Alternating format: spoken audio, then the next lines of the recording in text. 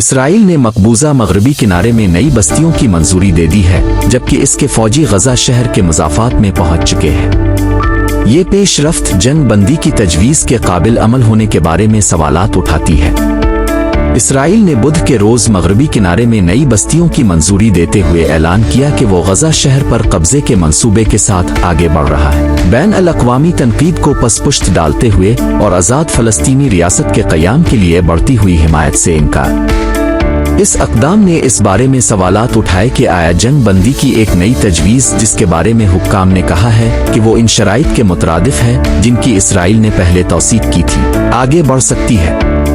ماہرین نے کہا کہ ان دونوں اقدامات سے یہ ظاہر ہوتا ہے کہ وزیر اعظم بنجامن نیتن یاہو اقتدار میں رہنے کے لیے اپنے اتحاد میں انتہا پسندوں کے نظریات کی طرف جھک رہے ہیں، یہاں تک کہ اسرائیل کو بین الاقوامی سطح پر تنہا کرنے کی قیمت پر فلسطینی ریاست کا نظریہ ای میز سے مٹایا جا رہا ہے۔ سخت گیر وزیر خزانہ بیزلیل سموٹریچ نے حکومت کی جانب سے مقبوضہ مغربی کنارے کے قلب میں 3400 ہاؤسنگ یونٹس کے آباد کاری کے منصوبے کی منظوری کے بعد اعلان کیا۔ ہر قصبہ، ہر محلہ، ہر ہاؤسنگ یونٹ اس خطرناک خیال کے تابوت میں ایک اور کیل ہے، مسٹر سموٹریچ نے بدھ کو کہا۔ اسی وقت اسرائیلی فوج نے کہا کہ وہ غزہ شہر پر قبضے کے منصوبے کو آگے بڑھا رہی ہے۔ شہر کے مضافات میں فوج پہلے سے موجود ہے اور بے گھر ہونے والے افراد کے لیے جنوبی غزہ میں خیمے منتقل کیے جا رہے ہیں۔ فوج نے بیانات میں کہا کہ اضافی 60,000 ریزروسٹ کو ستمبر میں ڈیوٹی کے لیے رپورٹ کرنے کے لیے کہا جائے گا، جبکہ فوجیوں نے پہلے ہی غزہ کی پٹی کے 75% پر آپریشنل کنٹرول حاصل کر لیا ہے۔ اقوام متحدہ نے اس تعداد کو 90% کے قریب رکھا ہے۔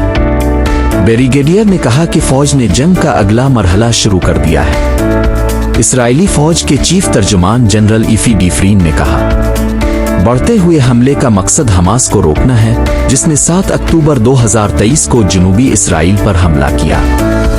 جنگ کو دوبارہ منظم کرنے اور مستقبل کے حملوں کی منصوبہ بندی سے لے کر ایک اسرائیلی فوجی اہلکار نے، جس نے فوجی پروٹوکول کے مطابق اپنا نام ظاہر نہ کرنے کی درخواست کی، بدھ کو ایک بریفنگ میں صحافیوں کو بتایا۔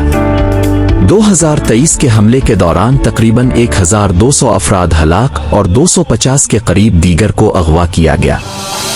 حماس کے خلاف اسرائیل کی تقریباً 2 سال کی انتقامی جنگ کے بعد غزہ کی پٹی کو بڑے پیمانے پر برابر کر دیا گیا ہے اور اس کے کچھ حصے قحط کے دہانے پر پہنچ چکے ہیں۔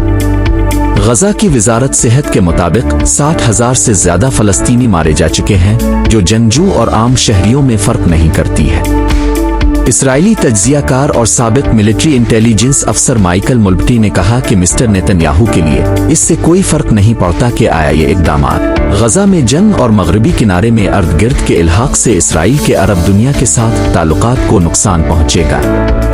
انہوں نے کہا کہ دونوں پیش رفت سے یہ بھی ظاہر ہوتا ہے کہ مسٹر نیتن یاہو کا خیال ہے کہ وہ امریکی حمایت پر انحصار جاری رکھ سکتے ہیں، یہاں تک کہ عرب اور یورپی ممالک اسرائیل کے اقدامات کی شدید مذمت کرتے ہیں۔ عالمی رہنماؤں نے فوری طور پر غزہ سٹی پر اعلانات کی مذمت کی۔ فرانس کے صدر ایمانوئل میکرون نے سوشل میڈیا پر کہا کہ غزہ میں فوجی کارروائی جس کی اسرائیل تیاری کر رہا ہے صرف دونوں لوگوں کے لیے تباہی کا باعث بن سکتا ہے اور پورے خطے کو مستقل جنگ کے چکر میں ڈالنے کا خطرہ ہے۔ فرانس ان ممالک کی بڑھتی ہوئی تعداد میں شامل ہے جو غزہ میں اسرائیل کی جنگ سے مایوس ہو کر حالیہ مہینوں میں اعلان کر چکے ہیں کہ وہ ستمبر میں اقوام متحدہ کی سالانہ جنرل اسمبلی میں فلسطینی ریاست کو تسلیم کر لیں گے۔ اگرچہ امریکہ نے برسوں سے ایک نام نہاد 2 ریاستی حل کی حمایت کی ہے، لیکن اس نے موجودہ حالات میں مکمل فلسطینی ریاست کو تسلیم کرنے کی حالیہ کوششوں کو روک دیا ہے۔